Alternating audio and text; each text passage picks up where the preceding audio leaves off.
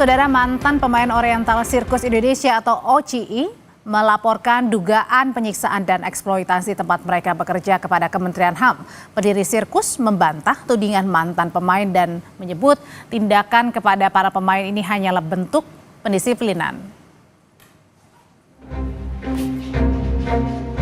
Sejumlah mantan pemain Oriental Circus Indonesia melaporkan dugaan eksploitasi yang mereka terima selama bekerja di Taman Safari Indonesia kepada Kementerian HAM. Menurut para pelapor, pengalaman pahit mereka berawal dari pencarian talenta untuk dididik sebagai pemain sirkus. Alih-alih mendapat pendidikan dan kehidupan yang layak, para pemain sirkus mengaku malah mengalami penderitaan. Jadi di pertengahan latihan itu memang seringkali suka ada perlakuan kasar gitu. Jadi semena-mena mereka aja mau tindak kekerasan gitu ya. Ya seperti dipukulin gitu, dipukulin kalau ada salah apa sedikit dipukul gitu. Menangani laporan para korban, Wakil Menteri HAM Mugianto menyebut akan memanggil pengelola Taman Safari dalam waktu dekat untuk dikonfirmasi. Karena kami ingin mendapatkan informasi yang komprehensif, setelah kami mendapatkan laporan dari para korban, kami juga akan mengupayakan untuk juga mendapatkan informasi dari pihak yang dilaporkan sebagai pelaku tindakan yang tadi disampaikan. Kira-kira itu. Kapan rencananya Pak pihak Taman Safari dipanggil ke? Kami akan lakukan secepatnya, karena salah satu upayanya kami memang mencegah supaya yang praktek yang sekarang yang terjadi itu tidak terjadi lagi, dan itu harus cepat. Jadi ya mudah-mudahan dalam minggu-minggu ke depan kita sudah bisa lakukan itu. Pendiri Oriental Circus Indonesia, Tony Semampau, membantah adanya tuduhan terkait penyiksaan kepada para pemain sirkus yang terjadi. Tony menjelaskan tidak adanya penyiksaan yang dilakukan seperti menyetrum pemain sirkus saat latihan. Tony mengakui tindakan kepada para pemain hanyalah bentuk pendisiplinan. Nggak aneh, tapi kalau anak-anak itu latihannya malas, tidak mau keluar tenaga, kalau pakai rotan itu mah biasa. Pakai rotan gitu Pak ya? Pakai rotan, ya. Dan kita kontekstual pada masa tahun itu memang begitu kulturnya, memang bukan gitu. Cuma di sirkus. Memang begitu. Iya. Iya. Di luar sirkus pun sama. Kita di rumah pun mengalami gitu ya. Iya. Memang itu tidak diberi gaji ya. Kita kan dulu juga nggak terima gaji, sama. Masih anak-anak masa terima gaji gitu ya. Tapi uang saku untuk belanja untuk segala macam itu selalu ada. Para pelaku melaporkan tindakan yang mereka alami saat mereka masih kecil. Kementerian HAM berjanji akan mengambil langkah tepat bagi pemenuhan hak korban. Tim Liputan, Kompas TV. Kementerian HAM berjanji akan memenuhi hak para korban dalam hal ini. Pelapor, mantan pemain Oriental Circus Indonesia. Bagaimana sebenarnya kisah para pelapor? Kami bahas bersama salah satu mantan pemain sirkus, Ibu Magdalena Yuli. Bergabung juga dengan penasihat hukumnya, Bapak Happy Sebayang, dan juga nanti akan segera bergabung anggota Komisi 13 DPR RI dari fraksi Golkar, Bapak Jamaluddin Malik. Dan sebenarnya kami juga sudah mengundang perwakilan dari Oriental Circus Indonesia Taman Safari, tapi tidak mengonfirmasi kehadiran hingga malam hari ini kami berdialog. Selamat malam Bapak dan juga Ibu. Selamat malam Bu Audrey, selamat malam Mbak Pipi semua. Selamat malam. Ya, saya mau ke Bu Magdalena. Bu Magdalena, jadi sebenarnya saya mau tahu dulu bagaimana sih awalnya Ibu ini bergabung di Oriental Circus Indonesia dan waktu itu usianya berapa, Bu? Usia saya saat itu 5 tahun, kakak saya berdua ya, dengan kakak saya umur sekitar 8 atau 9 tahun. Okay. Saat itu saya diambil oleh Pak Hadi. Pak Hadi itu adalah orang tua dari Pak Yansen Manansang, Puran Manansang, Tony Semampau, pemilik Oriental Circus itu. Itu tadi pada saat diambil atau dipilih itu memang keinginan dari ibu dan kakak atau gimana saat itu prosesnya? Tidak. Pokoknya kami diambil aja sama Pak Hadi, entah ada perjanjian apa dengan orang tua kami, tapi Mama tidak mengizinkan. Terus memeluki kami untuk tidak dibawa, tapi kami diseret aja sama Pak Hadi, itu dimasukkan ke mobilnya Pak Hadi. Oke. Lalu kami dibawa, Ya, silakan Ibu. Lalu kami dibawa ke sebuah rumah. Rumah itu adalah base camp-nya Pak Hadi dan anak-anaknya tuh, 3 macan itu. Terus kami di situ udah mulai dilatih, itu di jalan Balikpapan Petojo ya, Jakarta situ. Oke. Kami dibawa ke situ. Di Bu, sana, Bu ya. Magdalena, Pak Hadi itu siapa, Bu? Bapak dari 3 macam itu, dari Pak Jansen Manansang, Pran Manansang, dan Tony Sumampau, Oh, ini pemilik Oriental Circus. oh, oke. Lanjut, Bu, silakan. Ya. Lalu kami dibawa ke situ, di situ sudah ada yang namanya Butet. Tapi Butet masih kecil, sekitar 2 atau 3 tahun di situ. Nah, di situ kami udah mulai dilatih. Beberapa minggu kemudian kami dibawa ke Oriental Circus, ke tempatnya ini pemilik sirkus itu. Kami udah mulai dilatih untuk melakukan pertunjukan di situ. Bu Magdalena, tanpa mengurangi simpati kami atas pengalaman traumatis Ibu dan juga korban lainnya, saya pengen bertanya lagi, mundur lagi tadi. Pada saat tadi Ibu nggak tahu ya sama Kakak ya kenapa kemudian harus dipisahkan. Tadi juga sempat Ibu Magdalena juga kemudian tidak mau ya? Iya, kita memang tidak mau. Kita memang nggak mau. Tapi waktu itu bilangnya mau kemana gitu, Bu? Di dalam ini perjanjian itu si Pak Hadi itu mengatakan dia tidak punya anak perempuan. Dia pengen punya anak perempuan, ingin menyekolahkan kami dan mengangkat kami sebagai anaknya. Itu perjanjian itu pada orang tua kami. Jadi pada saat itu sampai di sana pun Ibu baru mengetahui oh ternyata Ibu dan korban-korban lainnya ini diminta untuk bermain sirkus. Iya, dijadikan pemain sirkus. Setelah sampai di sirkus itu saya melihat udah ada kakak-kakak dan yang seusia saya, mereka bermain sirkus. Jadi baru saya tahu, oh rupanya saya diambil hanya untuk dijadikan seperti ini, seperti mereka gitu. Baru tahu. Oke, saya mau sebelum saya ke Bu Magdalena, saya mau ke Pak Happy Sebayan dulu. Pak Happy, jadi sampai dengan sekarang ini berapa korban yang melapor, Pak? Dan sejak kapan melapornya? Iya, jadi sebetulnya korban ini secara total ada sekitar 60-an. Tetapi yang sekarang terkoordinir baru sekitar 18, karena mereka ini sudah tinggal berpencar ya. Ada yang di Magetan, malahan ada di Nusa Tenggara Barat, ada yang di Malang dan seterusnya. Ketika isu ini mengemuka, justru mereka mulai berkomunikasi satu dan yang lain. Dan baru 18 yang kita dampingi, yang memberikan data dan dokumen faktual kepada kita. Tapi nyatanya mereka ada sekitar 60-an orang yang memiliki nasib serupa dengan rekan yang saat ini berjuang. Itu tadi tersebar ya, bukan hanya di sekitar Jabodetabek ya, tapi di mana-mana ya yang diambil. Bukan, betul. Okay. Karena ini kan proses sudah sangat lama, Bu Adri. Jadi ini sebetulnya kan tahun 97, ini kan sebetulnya sudah ada rekomendasi Komnas HAM bahwa nyata-nyata ada temuan pelanggaran HAM terhadap hak anak-anak pada masa itu, tahun 97. Dan kita tentu percaya pada Komnas HAM. Tentu sejumlah fakta-fakta temuan mereka itu adalah faktual. Karena ada pemeriksaan saksi, ada klarifikasi kepada pihak terkait, pihak teradu, pelapor, dan seterusnya. Dan itu real. Rekomendasi itu ada.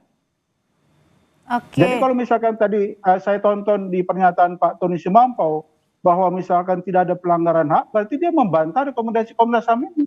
Di mana beliau dan pada saat itu, pada saat laporan awal juga ada bukti ya Pak, yang di bawah? Oh ada, mesti. Sehingga kemudian Komnas HAM mengeluarkan rekomendasi tentu nggak sembarangan dong. Ini bentuknya pelanggaran HAM. Tentu Komnas HAM akan berdiri pada jalur yang independen dan objektif tentunya kan begitu. Dan pada saat itulah pada masa komisioner Pak Muladi. Kita percaya bagaimana integritas Pak Muladi. Tetapi kenyataannya kan ini tidak terrealisasi eksekusi yang sampai hari ini. Makanya diadukan kembali ya. Oke, saya kembali lagi ke Bu Magdalena Yuli. Bu Magdalena, tadi mohon maaf ya Bu ya, mungkin agak sedikit memflashback lagi kejadian trauma Ibu. Pada saat Ibu tahu dan teman-teman tadi ternyata menjadi untuk mengikuti sirkus ya Bu ya. Nah pada saat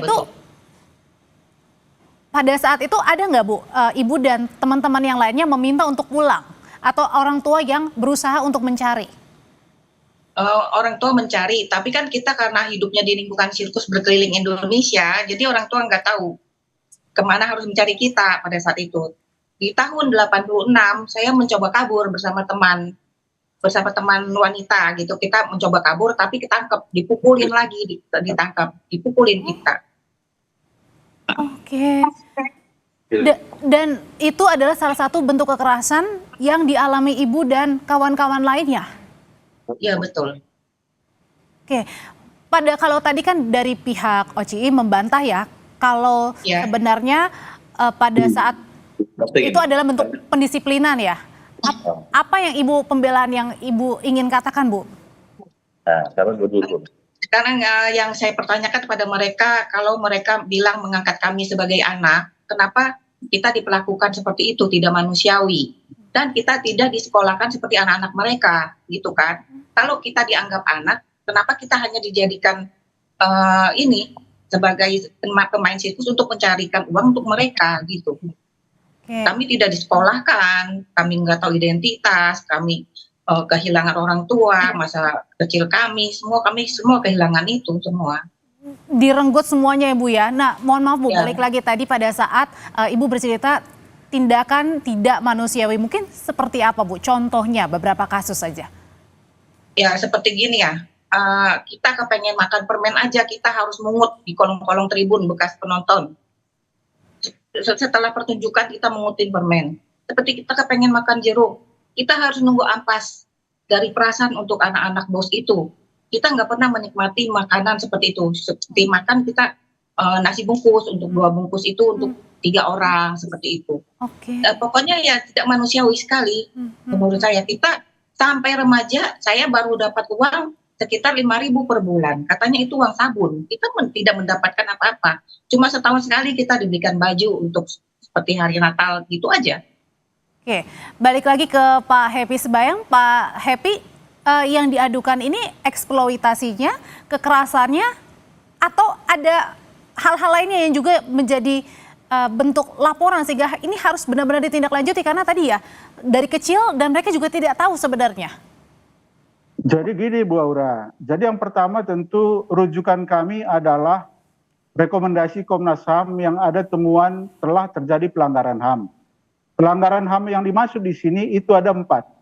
Pertama adalah ada eksploitasi. Eksploitasi tentu ada kekerasan dan mempekerjakan anak-anak tanpa gaji. Yang kedua, di sini ada penghilangan asal usul.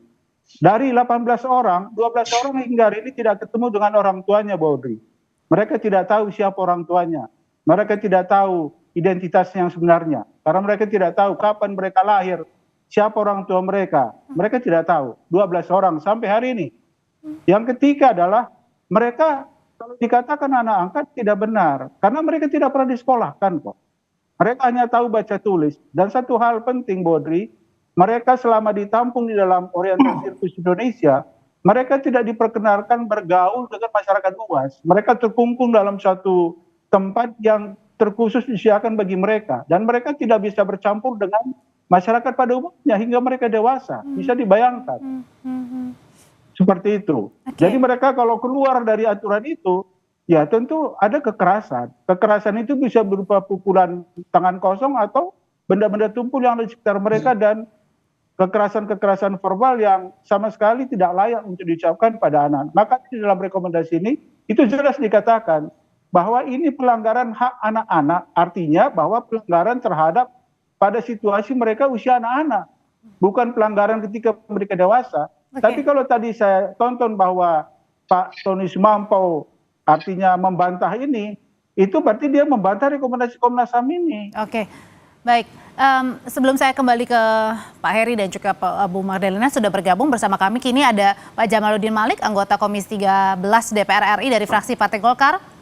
Mas Jamaluddin, selamat malam. Iya, selamat malam Mbak. Ya, Mas Jamaluddin. Waalaikumsalam Mas Jamal. Tadi mendengar cerita dari Bu Magdalena, Pak Heri juga, ini berlapis ya Pak ya, ada eksploitasinya, ada kekerasan verbal, ada kekerasan fisik, bahkan dari kecil mantan pemain sirkus ini tidak mengetahui bahwa mereka akan dibawa kemana dan dijadikan seperti apa. Apa reaksi atau respon dari Komisi 13, Mas Jamal? Ya, Assalamualaikum. Kami ucapkan selamat malam untuk semua ibu-ibu, bapak-bapak. Kami dari Komisi 13 DPR RI. Saya menginformasikan dulu bahwa di tahun ini, di pemerintahan Pak Prabowo ini, Kementerian Hak Asasi Manusia ini dibuat secara khusus. Jadi dulu itu bergabung antara Kementerian Hukum, Kementerian Hak Asasi Manusia, dan Imigrasi Pemasyarakatan. Sekarang, kenapa Pak Prabowo memisahkan kementerian ini? Supaya kementerian ini kerjanya lebih maksimal. Nah, yang terjadi pada Ibu ini yang menjadi pelanggaran HAM, yang sudah kita laporkan ke Kementerian Hak Asasi Manusia, DPR sudah melaporkan, Bu. Ini menurut saya ini hanya seperti fenomena gunung es. Ini hanya yang kelihatan di permukaan, yang kecil. Sebenarnya yang terjadi seperti ini saya yakin sangat banyak sekali. Karena itulah kami, teman-teman Komisi 13, mendorong Pak Natalius Pigai sebagai Menteri Hak Asasi Manusia untuk bergerilya. Dan kita harapkan masyarakat mengetahui bahwa sekarang Pak Prabowo itu menjunjung tinggi hak asasi manusia, diwujudkan dengan adanya kementerian khusus, yaitu Kementerian Hak Asasi Manusia, yang dulunya digabung-gabung, sekarang dikasih. Nah, kalau gitu respon cepatnya dari Komisi 13 apa nih menanggapi ini? Karena kan tadi kan sudah dibentuk khusus ya, Kementerian Hak Asasi khusus. Manusia, Mas Jamal. Ya, respon kita itu sudah mengkoordinasikan dengan Kementerian Hak Asasi Manusia untuk melakukan investigasi menyeluruh, independen, dan transparan terhadap dugaan pelanggaran yang terjadi. Yang kedua, menyediakan pelindungan dan pendampingan hukum serta psikologis bagi korban. Terus kita menindak tegas pihak-pihak yang terbukti melakukan atau membiarkan terjadinya kekerasan dan eksploitasi ini. Terus yang kita lakukan juga yang paling penting adalah mengevaluasi sistem pengawasan terhadap pertunjukan hiburan berbasis manusia dan hewan, agar kedepannya tidak terulang lagi hal-hal semacam ini, Bu. Oke, dari pihak pengacara sendiri, ini sudah selain ke tadi Kementerian Hak Asasi Manusia juga sudah lapor kemana lagi? Ke polisi sudah, Pak Heri? Iya, jadi gini Bu Aura, jadi yang pertama sebetulnya dulu para korban sudah melaporkan juga ke Mabes Polri dengan dugaan penghilangan asal-usul orang tua, tetapi Mabes Polri mengeluarkan surat perintah penghentian penyidikan SP3. Lalu berikutnya para korban sudah melaporkan ke Komnas HAM, Komnas HAM sudah mengeluarkan rekomendasi temuan pelanggaran HAM, itu sudah nyata. Lalu Komnas Perempuan juga sudah dilaporkan, Komnas Perempuan sekarang sudah menyurati pihak terkait tapi tidak ada respon. Kami juga sudah melaporkan ke Komisi Perlindungan Anak, Komisi Perlindungan Saksi dan Korban, dan kemarin ke Kementerian Hak Asasi Manusia. Ke depan kami akan audiensi dengan Komisi 3 dan Komisi 13. Tapi intinya Bu Audrey, ini sudah rekomendasi 28 tahun, sejak 97. Jadi bagaimana kuatnya para pelaku sehingga tidak tersentuh oleh hukum yang berlaku 28 tahun ini, Mbak. Mulai 97 sampai 2025 korban. Terkesan ada pembiaran ya berarti ya di situ ya? Betul, iya betul. Oke. Pembiaran sama sekali. Jadi makanya kemudian ini korban kan disuruh menunggu terus. Ketika ditanya suruh menunggu, nanti kita akan kasih informasi. Tapi sampai 20 tahun menunggu. Kenapa kemudian mereka kemudian mengemuka kemudian ketika ini dianggap tidak lagi wajar. Dan Komnas HAM sendiri kan dia tetap berpaku pada rekomendasi. Kita sudah ke Komnas HAM untuk mempertanyakan apa ini tidak lanjut rekomendasi. Kalau hanya rekomendasi nggak ada tidak lanjutnya gimana? Action juga nggak bisa ya? Oke. Iya dong, panggil dong mereka, tanya ini gimana lo realisasinya, kan gitu sebetulnya. Oke, Pak Happy tahan dulu sampai di situ. Saya mau balik lagi ke Bu Magdalena. Bu, pada saat Ibu bersama kawan-kawan waktu itu ada berapa orang dan gimana caranya keluar, Bu? Pada usia berapa, masih ingat nggak tuh? Kan masing-masing kabur masing-masing ya, ada yang ke Jawa, ada yang kemana. Kalau saya di 86 mencoba kabur, ditangkap lagi, dipukulin, terus sampai akhirnya tahun 87 saya menikah sesama pemain. Di situ saya izin keluar nggak dibolehin. Akhirnya saya pura-pura mau nengok anak, terus saya kabur nggak balik lagi. Tahun 89 itu. Dan setelah kabur itu Ibu dan juga anak-anak atau teman-teman lainnya tidak tahu Kita asal usul ya? nggak punya asal usul. Karena nggak tahu Dan kita, atau lupa. ya kita juga saling hilang kontak sama teman-teman lain. Kita nggak tahu pada kemana-mana gitu. Kalau Kita nggak dengan punya keluarga? identitas, ya. Dengan Kalau keluarga saya di tahun 87 itu saya mencari. Pada saat itu tahun 84 saya menemukan secari kertas itu putih di karavannya Pak Jansen itu, saya menemukan di situ ada semacam surat kenal lahir. Surat kenal lahir itu atas nama kakak saya dan saya. Di situ tertera alamat. Ketika sirkusnya main di Bekasi, saya mencoba mencari. Akhirnya saya bertemu dengan keluarga saya. Oke, kalau teman-teman yang lain Ibu? Teman-teman yang lain mereka sama sekali belum bertemu. Ada yang udah bertemu seperti Ida. Cuma berapa orang kayak yang udah bertemu karena itu mencari sendiri, bukan dipertemukan oleh pihak sirkus. Pada saat tadi kan Ibu berusaha mau keluar ya, tapi kemudian dilarang oleh pihak-pihak yang di dalamnya. Kemudian pernah nggak bertanya Bu, sampai kapan? Terus kemudian boleh nggak kita telepon orang tua? Boleh nggak kita tahu orang tua kita siapa dan di mana? Tidak, mereka tidak istilahnya tidak membuat kita itu tahu orang tua kita. Ada yang dibilang, mama lu udah mati, ini lu mama lu udah kawin lagi, tukang beca, gitu-gituin kita. Mohon maaf, jadi ibaratnya seperti menghilangkan identitas atau jati diri sendiri gitu ya Bu? Iya Bu. Oke, balik lagi ke Mas Jamal. Mas Jamal, kalau tadi Pak Happy bilang sudah melapor ke sana ke sini tapi tidak ada 28 tahun kurang lebih, tapi tidak ada tindakannya, seakan-akan ada pembiaran, seakan-akan ini terlalu kuat banget nih orang-orang yang berada di balik ini. Oke. Jadi saya sudah mendengar penjelasan dari lawyer tadi dan Ibu juga. Saya prihatin sekali dan marah, saya benar-benar marah dengan keadaan yang terjadi seperti ini. Habis ini saya akan komunikasi dengan Pak Kapolri, komunikasi khusus dengan Bapak Kapolri supaya kasus ini diusut dengan tuntas dan cepat, supaya apa, kalau ada korban-korban yang lain bisa terselamatkan. Ini mirip di film ya Bu. Saya sering melihat kejadian seperti ini, eksploitasi ini di film. Saya kira adanya cuma di film, ternyata di kehidupan nyata juga ada. Masya Allah, benar-benar kejam sekali dan keji sekali. Diperlakukan tidak manusiawi. Benar, saya di sini Bu. Akan ada rekomendasi juga nggak Mas Jamal? Ini mungkin dari pihak OCI-nya sendiri untuk dihentikan sementara untuk beroperasi, atau sebenarnya masih beroperasi nggak di? Ya. Kalau beroperasi atau belumnya kita belum tahu. Masih beroperasi atau tidak, kita belum ke lapangan. Jadi saya yang jelas akan merekomendasikan hari ini, malam ini, setelah acara ini saya akan telepon kepolisian untuk benar-benar cepat dan serius menanggapi hal ini. Dan saya juga akan laporkan ini ke Kepala Staf Presiden, ke Pak A.M. Putranto, supaya berita ini sampai kepada Pak Presiden, supaya dapat perhatian khusus gitu Bu. Karena harus cepat ya Mas ini? Ya, karena mitra kita salah satunya kan Kepala Staf Presiden. Jadi segala informasi ini, saya pastikan informasi ini malam ini sampai ke Pak Presiden. Saya pastikan itu. Kita tunggu itu. Kembali lagi ke Pak Happy.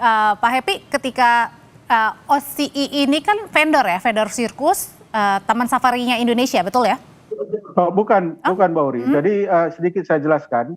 Jadi Oriental Circus ini dimiliki oleh Pak Hadi Manangsang. Anaknya ada 3. Ada Jansen Manangsang, ada Frans Manangsang, dan Tony Sumampau. Oriental Circus inilah yang kemudian menjadi cikal bakal terbentuknya Taman Safari Indonesia. Jadi mereka juga yang kemudian menjadi pemilik Taman Safari Indonesia. Secara hukum bisa aja beda pendirian dari sisi legalitas, tetapi orangnya itu juga. Pelakunya adalah orang Oriental Circus Indonesia yang kemudian itu menjadi cikal bakal dan berkembang menjadi Taman Safari Indonesia. Realnya adalah beberapa korban justru mengalami penyiksaan di Taman Safari ketika Oriental Circus ini tidak lagi beroperasi dan berpindah kepada Taman Safari Indonesia. Oh, dan jadi itu penyiksaan ada kekerasan di dalam Taman Safari juga?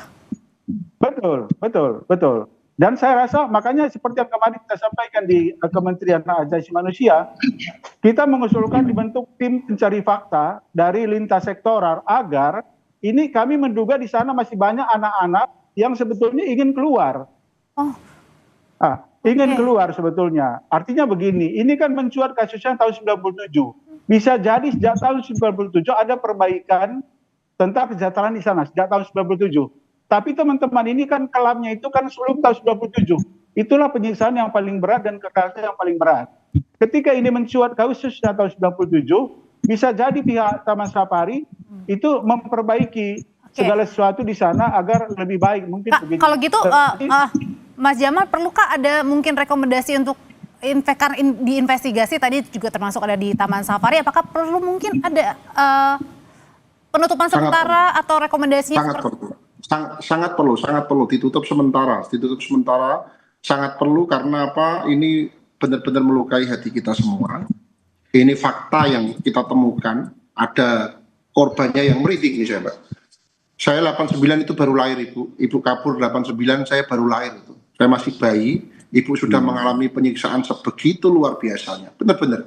Saya marah dengan yang terjadi ini, benar. Kita kasih rekomendasi untuk ditutup sementara supaya kasus ini benar-benar bisa fokus. Ya, bisa fokus menangani kasus ini. Ya, terima kasih juga Ibu, saya perwakilan dari negara, saya mohon maaf kalau terjadi pelanggaran HAM seperti ini.